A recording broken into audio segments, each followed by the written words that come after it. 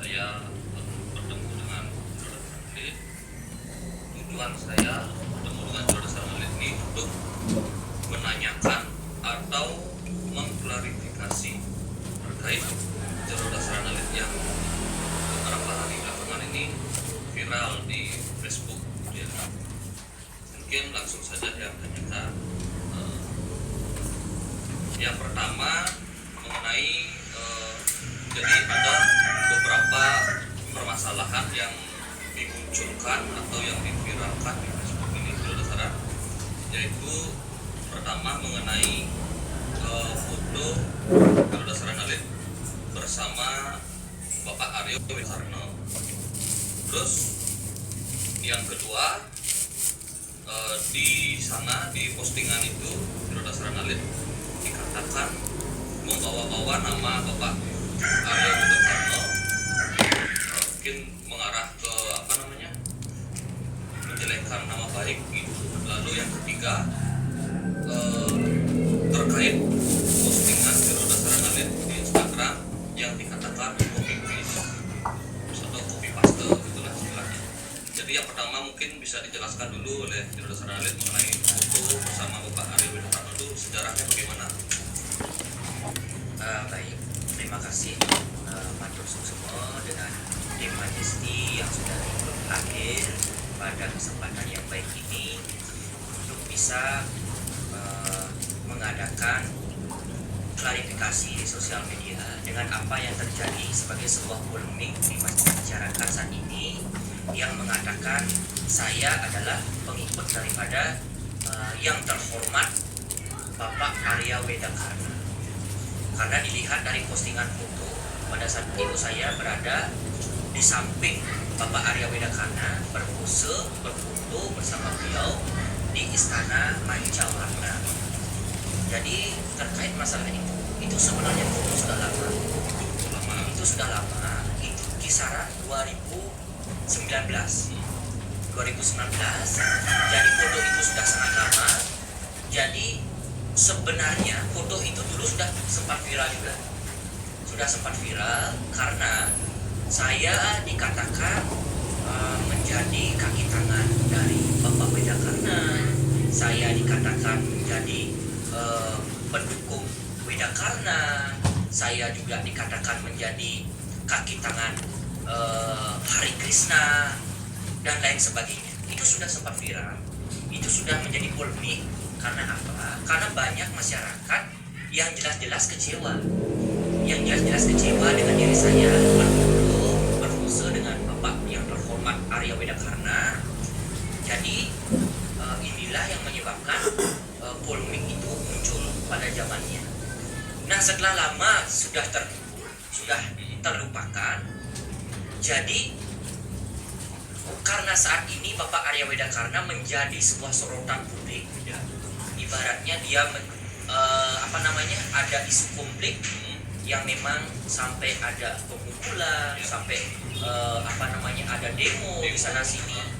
Jadi mungkin saja siapa tahu ini semua dimunculkan kembali, foto yang lama dimunculkan kembali. Tujuannya adalah untuk bisa mengalihkan isu, dari isu dia menjadi polemik di masyarakat, menjadi isu saya yang polemik di masyarakat juga, yang mengatakan bahwasanya saya memberikan motivasi dengan sumber dari Google. Padahal coba kita bayangkan bersama, coba kita renungkan, saya itu anak umur 19 tahun, tetapi tidak berusaha untuk bisa bermanfaat bagi kehidupan banyak orang, bermanfaat bagi anak muda. Jadi saya membuat kata-kata motivasi bukan dari Google, tetapi itu mungkin saja kita kan tidak tahu. Mungkin saja ada kata-kata yang mirip, tetapi itu tidak mirip sama sekali. Ibaratnya tidak mirip semuanya. Tidak copy paste itu. Kalau copy paste kan disalin lalu ditempel. Tapi kalau memang itu ditempel, jelas kan sama. Itu logikanya, jelas sama. Tapi ini kan saya buat berdasarkan, kalau boleh saya jujur, setiap saya membuat kata motivasi berarti saya sedang melakukan sebuah kegiatan keluar dan saya mendapatkan inspirasi dari warga yang ada di sekitar saya. Ibaratnya ketika ada warga yang bermasalah, jadi saya buat kata-kata yang artinya bersumber, atau saya buat kata-kata yang memang dasarnya adalah terinspirasi dari dunia, dari kenyataan yang terjadi di masyarakat. Itu sebenarnya tujuan saya. Dan saya tidak pernah memposting hal-hal salah, saya tidak pernah memposting hal-hal yang negatif, menjelekkan orang lain. Malah saya memberikan Dharma Channel, kesana kemari saya memberikan Dharma Channel, dan beliau mungkin sudah tahu, dan beliau juga sudah melihat, dan beliau juga sudah ikut bersama-sama dengan saya bersinergi untuk bisa memberikan sesuatu yang terbaik dengan anak muda kita, supaya tidak terjerumus ke hal-hal yang negatif. Saya itu seperti itu. Tapi banyak masyarakat yang mengatakan saya ini copy paste, dan juga saya ini, pokoknya saya dihina habis-habisan, saya dicaci maki, saya dikasih kata-kata yang kasar, tapi saya terima. Ibarat seperti sebuah pohon. Saya ini saat ini ibarat seperti sebuah pohon. Sebelum pohon ini saat ini mengalami sebuah keterpurukan, awalnya sangat indah dilihat. Pohon ini begitu besar, begitu kuat, begitu kokoh, banyak bunga di sana, daun-daun yang hijau. Tapi ketika ini terjadi, ibaratnya pohon ini saat ini mengalami sebuah proses di mana bunganya mulai gugur, daun-daunnya mulai gugur, dan segala sesuatu yang ada di pohon itu pun mulai runtuh. Jadi yang tersisa adalah pohon itu sendiri. Dan mungkin saja saat ini pohon itu sudah tumbang karena tergerus oleh adanya sebuah, ibaratnya, anggap saja saat ini saya sedang mengalami sebuah goncangan yang sangat dahsyat. Saya yakin Tuhan memberikan cobaan ini kepada saya mungkin untuk menguatkan diri saya. Tapi kenapa saya ini merasa kecewa? Kenapa kok masyarakat Bali khususnya yang selama ini saya bangga-banggakan, sampai keluar daerah saya kasih tahu, sampai saya bertemu dengan menteri, saya kasih tahu bahwa masyarakat Bali itu identik dengan masyarakat yang paras-paros sapenaya, yang selalu berdekatan, yang selalu saling kerabat kerubuh menyambut raya, yang selalu gotong royong, yang selalu saling menghormati, selalu saling mengasihi. Tapi kenapa ini semua terjadi kepada saya khususnya? Lalu saya dilecehkan, saya dihina, dan yang menghina, yang memposting saya itu bukan masih, sebenarnya itu adalah pengikut. Saya tahu itu adalah pengikut dan para dasar-dasar dari Arya Wedasana itu. Jadi coba seperti akun siapa tuh namanya? Ya lupa itu. Dewi Anjani. Coba masyarakat melihat deh. Dewi Anjani itu memposting saya dengan kata-kata kasar. Itu sama dengan dia melecehkan nama Jero Dasaran. Jero Dasaran ini loh seorang pendekar spiritual. Kenapa ada yang bertanya, kenapa pendekar spiritual masih tergoda dengan dunia duniawi, ibaratnya bersosial media, masih bersosial media? Saya ingatkan kembali, kita ini saat ini, negara kita, dunia kita sudah globalisasi. Kita tidak boleh ibaratnya menutup diri, karena sekarang ini adalah zaman di mana semua serba canggih menggunakan media elektronik. Jadi intinya tidak menggunakan media elektronik dengan unsur sara, menjelekkan orang lain, mencaci maki orang lain. Toh juga saya membuat status untuk memotivasi orang. Toh juga saya membuat status untuk demi kebaikan anak muda dan untuk mengingatkan, dan banyak anak muda yang termotivasi dan ingat. Malah dengan kesalahan yang dia buat, mungkin dia sudah ingat dan kembali ke jalan yang benar. Tetapi kenapa saya dibeginikan? Di mana rasa terima kasih kalian? Di mana rasa terima kasih orang-orang yang telah saya berikan motivasi itu? Dengan tujuan saya baik memberikan motivasi, tapi nyatanya saya dicaci maki, saya dihina habis-habisan. Di mana letak daripada pemikiran ketika kita dikatakan manusia makhluk paling sempurna? Kita memiliki etika. Di mana etika kita? Kita memiliki tatwa. Kita diberikan ibaratnya bayu sabda idam. Bayu untuk bisa bekerja, sabda untuk bisa berkata-kata, idam untuk bisa berpikir. Kenapa sekarang banyak masyarakat yang berkata kasar? Di mana sabda yang baik itu di mana? Banyak orang yang berpikir negatif, saya dibilang copy paste. Di mana? Di mana pemikiran yang baik itu? Apakah masyarakat Hindu dan masyarakat Bali saat ini sudah mulai lupa dengan itu? Tolong, saya ini anak kecil, jangan diserang dengan cara begini.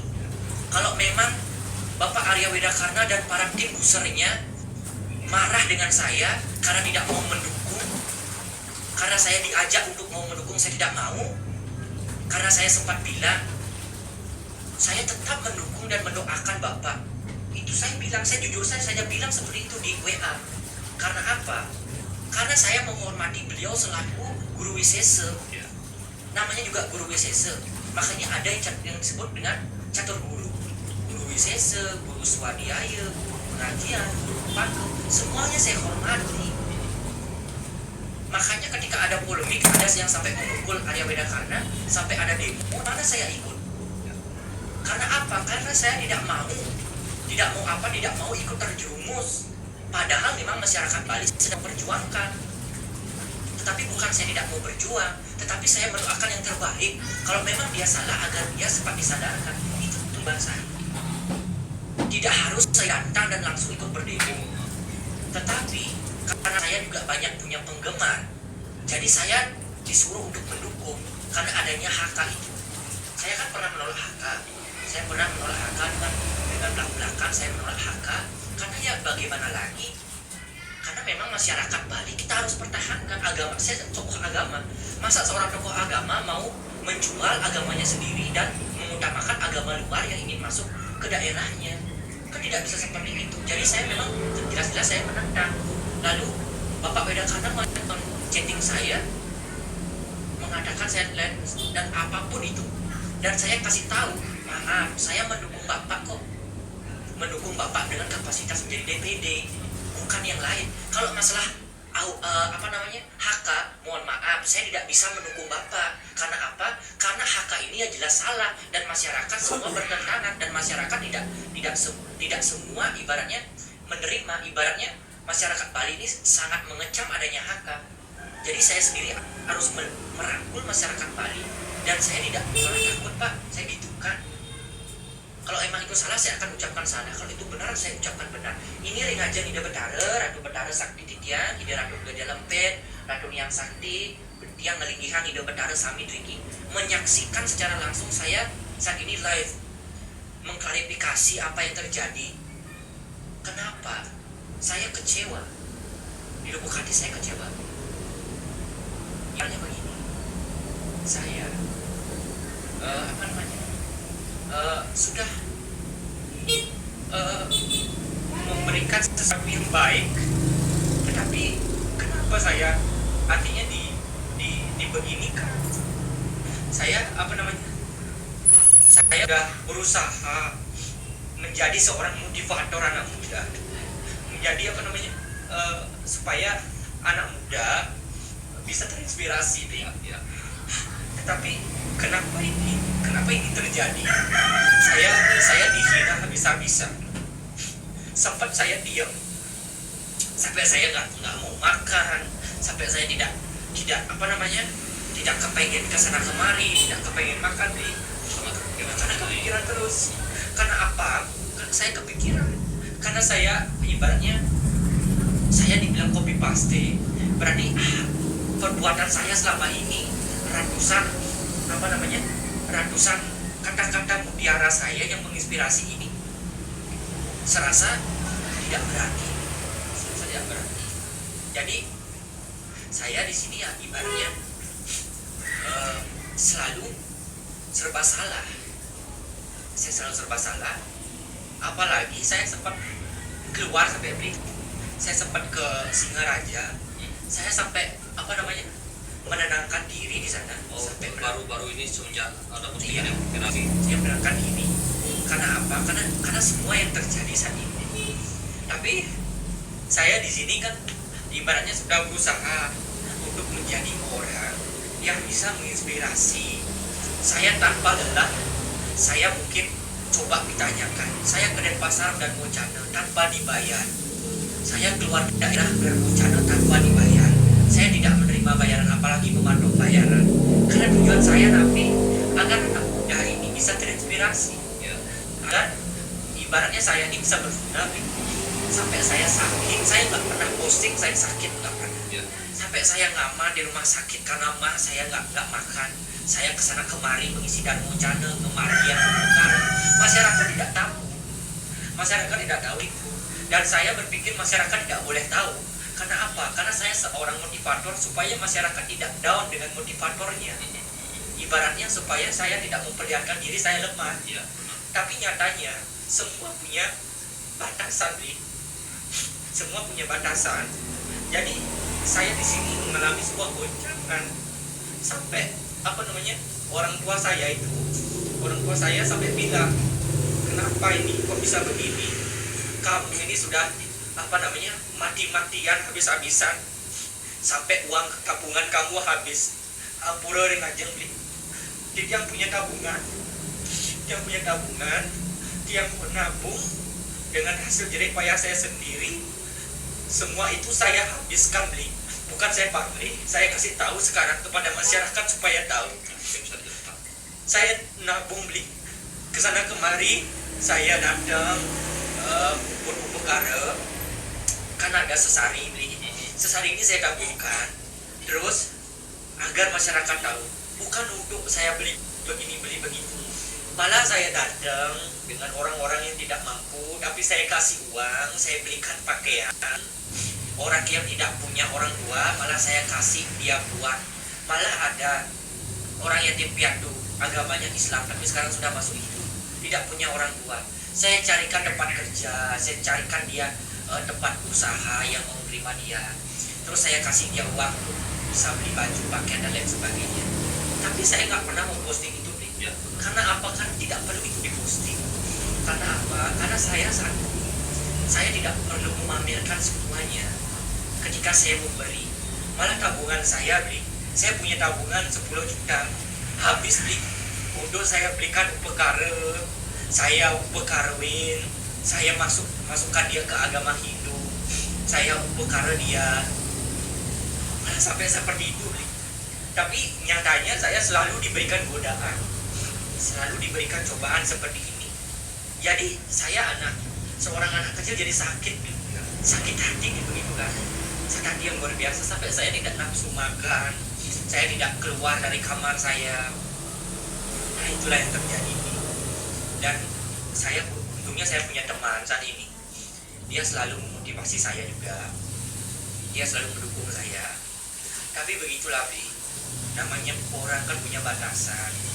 Jadi seorang motivator bisa mati. Seorang motivator juga bisa sakit. Seorang motivator bisa sakit hati, bisa hancur, bisa sedih. Jadi seorang motivator bukan orang yang paling suci. Saya selalu merendahkan diri saya sendiri. Karena apa? Karena saya tidak mau diagung-agungkan. Sering saya menyampaikan mungkin sama Bli, biasa gitu, aku selalu mengagungkan dia. Karena dia tidak mau ketika banyak orang mengagungkan dia, selalu memberikan kata-kata yang ngajumah dia. Saya takut nantinya saya menjadi orang yang lupa. Karena apa? Karena semua pujian itu membuat saya lupa dia. Oleh karena itu saya tidak mau saya dipuji. Tapi tolong hargai perjuangan saya. Hargai. Saya sampai ke Jakarta, sampai diundang sama tokoh, sama seorang pejabat di Jakarta, orang nomor 2 di negara, diundang ke sana sebagai bawahan Bapak Jokowi. Saya diundang ke sana. Karena apa? Karena saya diberikan penghargaan dengan secara kehormatan bahwa saya sudah motivasi banyak orang. Tetapi kenapa masyarakat Bali sebenarnya sudah bangga? Masyarakat Bali punya motivasi muda. Seorang motivator muda sedang berbangga. Yang seharusnya Seharusnya didukung, tetapi kok begini? Saya tidak pernah satu kali pun saya tidak pernah menjelekkan warga. Malah coba kita lihat pejabat yang arogan mengatakan masyarakat Bali tidak memiliki ideologi. Ada kok videonya itu. Seorang pejabat bicara seperti itu tidak baik. Sementara saya selalu mengatakan masyarakat Bali itu seperti ini.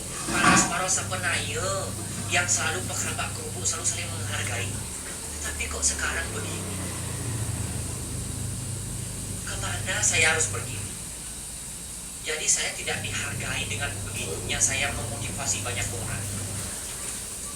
Itulah mungkin saat ini Garuda Serangan Alit lagi dalam proses diberikan cobaan gitu.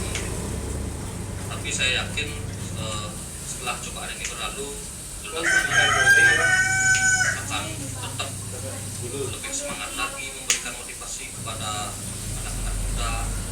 Dan setelah saya mendengar penjelasan dari Garuda Serangan Alit bahwa niat Garuda Serangan Alit ini memang bagus, tujuannya itu memang bagus dengan cara memberikan motivasi kepada generasi muda. Itu kan Garuda Serangan Alit sebenarnya memfokuskan ini kepada generasi muda kan ya. Sebenarnya kan di channel YouTube Majesty kita kan buat apa itu bendara, apa itu dewa, dan apa itu makhluk suci. Mungkin saja karena saya kata-kata saya mungkin bertentangan dengan apa yang disampaikan oleh Bapak yang terhormat Arya Bendahara mengenai tentang apa itu makhluk suci, dewa, dan bendara. Jadi mungkin dari sanalah saya mungkin saja dengan tanda kutip karena mungkin dari sana banyak masyarakat yang menjadi ternyata tahu kebenarannya bagaimana apa itu bendara, dewa, dan makhluk suci. Jadi mungkin banyak masyarakat yang mulai tidak percaya lagi dengan apa yang disampaikan dengan yang sudah ada. Jadi di video itu, jadi dengan video kita ini, video dari tim Majesty mungkin banyak yang mendukung sehingga timbullah tim-tim buzzer yang memang tim-tim akun-akun palsu yang menjelekkan saya, karena saya sudah ikut juga begini menanggapi apa itu bendara. Kalau nggak ditanggapi ya bagaimana masyarakat kita tahu yang sebenarnya itu apa? Tujuan video itu kan baik untuk bisa menambah wawasan, mengedukasi. Coba sekarang saya tanya dengan orang-orang yang menghina saya, yang mengatakan bahwa saya ini memberikan motivasi dengan dari Google. Saya ini sudah berbuat baik untuk bisa motivasi banyak orang. Lalu orang-orang yang caci maki saya sudah pernah nggak membuat baik di sosial media untuk bisa berguna bagi banyak orang. Tapi kalau saya ungkapkan itu jelas saya salah juga. Ya. Saya serba salah jadi. Kalau saya ungkapkan itu saya salah. Kalau saya nggak ungkapkan, hati saya ini seperti tergores nih. Seperti tergores, saya sampai nggak bisa tidur. Nggak bisa tidur, sampai gelisah saya. Ya kalau itu nggak bisa keluar kan jelas efeknya ke diri sendiri. Jadi saya terpendam. Saya sudah tak punya orang tua, ibaratnya orang tua saya sudah bercerai. Saya punya ibu tiri.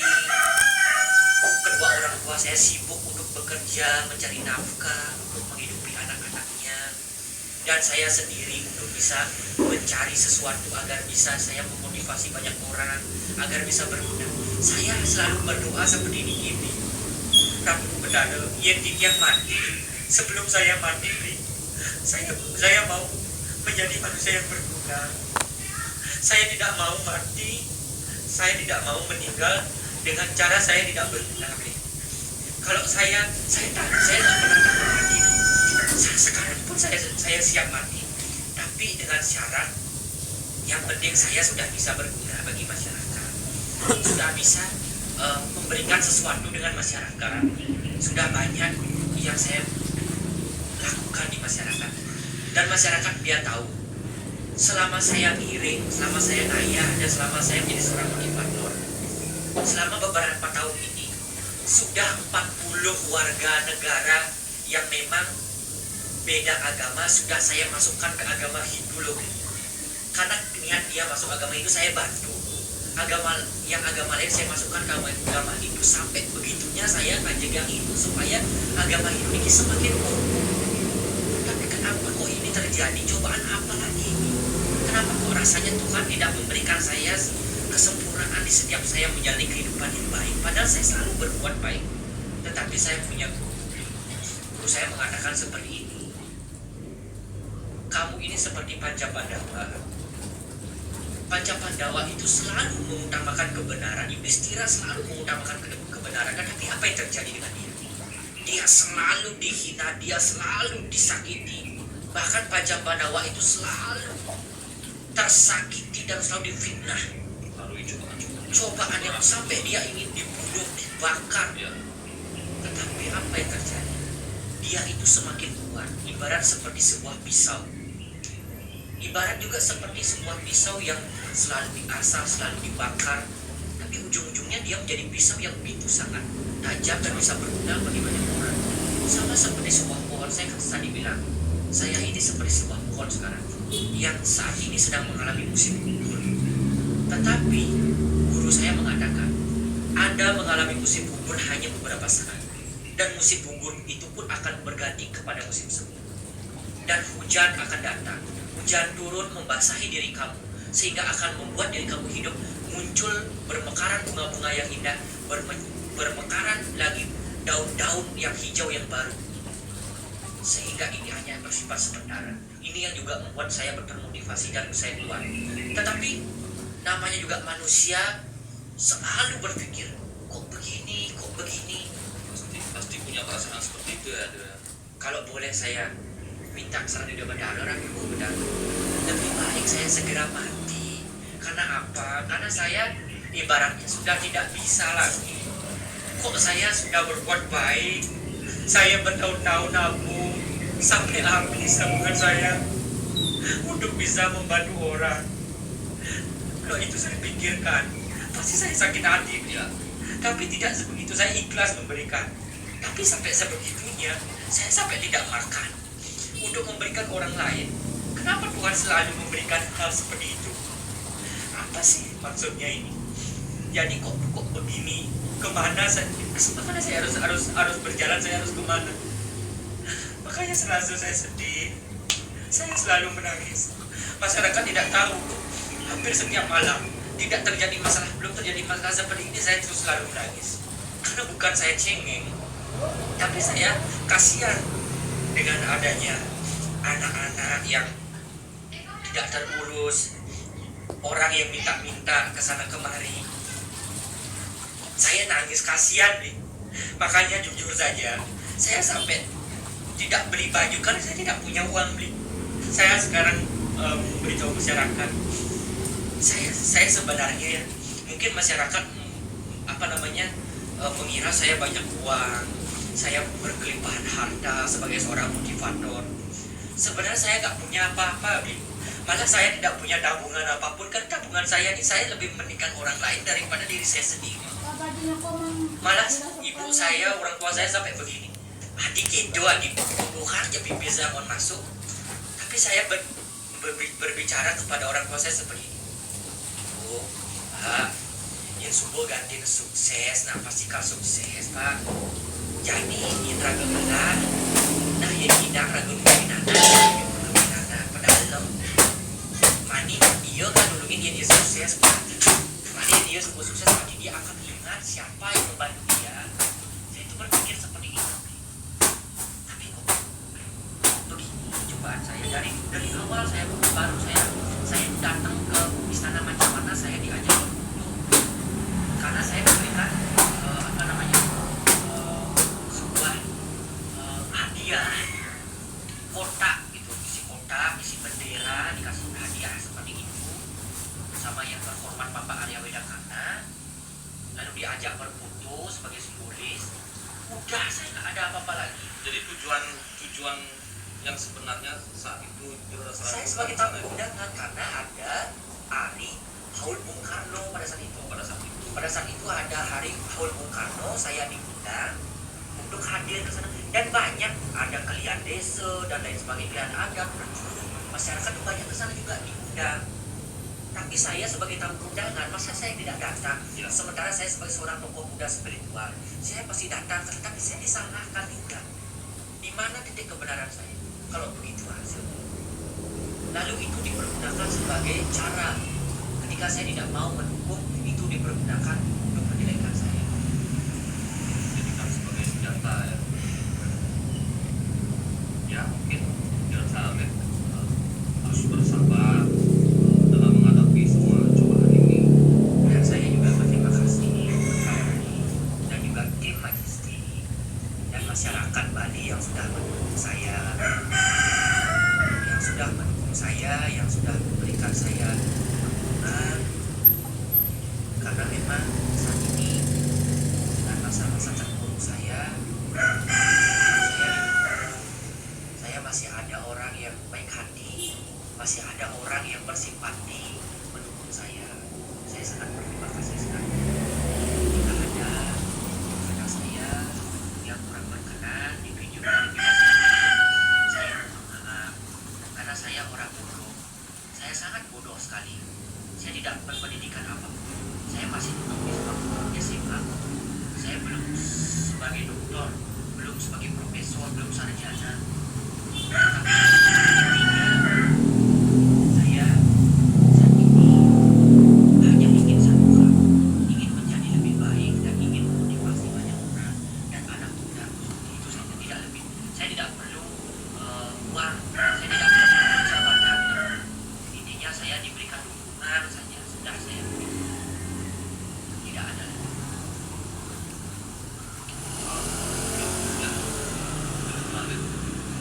Bersama menjalani cobaan ini seperti yang dalam sana bagaikan sebuah pohon seperti yang kita Sonalin katakan. Jika semua itu sudah terlalui, maka pohon itu akan tumbuh lagi menjadi lebih indah. Dan menurut saya niat baik Juru Sonalin dengan cara memotivasi melalui Instagram, Facebook atau di YouTube itu tujuannya kan baik. Dan jika ada orang yang memang tidak senang, tidak suka dengan motivasi dari Juru Sonalin, mungkin lebih bijak berkomentarnya itu janganlah kasar-kasar, jangan menjelekkan. Kalau bisa, kalau baik-baik kan kasih tahu lah baik-baik tentang kurangnya apa gitu, biar bisa juga sebagai bahan Juru Sonalin supaya bisa belajar lagi di kuliahan. Namanya juga kalau dilihat dari usia Juru Sonalin kan masih muda, masih sangat muda. Kalau sampai diberikan kata-kata yang keras-keras kan mentalnya itu gitu loh maksudnya. Mungkin itu aja dulu Juru Sonalin. Ada yang sudah bisa dikeluarkan gitu lah. Ya udah, kalau gitu saya ucapkan terima kasih kepada Juru Sonalin sudah mau menjelaskan dan klarifikasi mengenai apa yang menjadi viral belakangan ini di media sosial. Oke, sekarang saya tutup acara ini dengan para musafir. Om Santi.